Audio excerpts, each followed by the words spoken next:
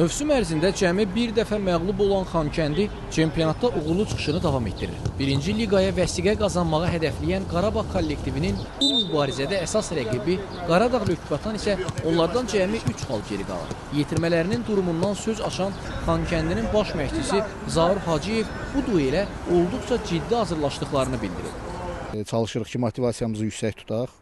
Çünki bizi rəqiblə 3 xal ayırır. Və daha çox, belə deyək ki, biz biraz rahat olmağın üstündə qalmışıq.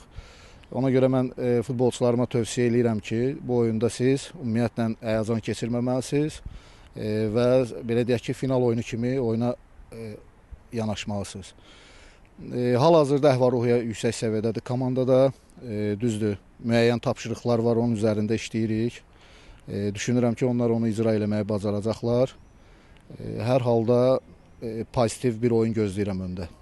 Komandanın kapitanı Əziz Hüseynov qələbə üçün meydana çıxacaqlarını söyləyib. Bizi maraqlı bir finala bərabər oyun gözləyir. Artıq çempionat yekunlaşır. Biz çalışırıq əlimizdə olan fürsətləri yaxşı dəyərləndirək. 3 xal qabaqdayıq. İnşallah ki, bu mövsüm çempion olmaq istəyirik. Çempion olmaq üçün də bu oyunu maksimum nəticə ilə başa vurmalıyıq.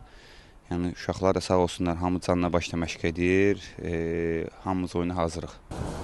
Xatırladaq ki, Xankəndi Qaradağ Lökbatan oyunu aprelin 28-i saat 16:00-da Şamaxı Olimpiya İdman Kompleksinin stadionunda baş tutacaq.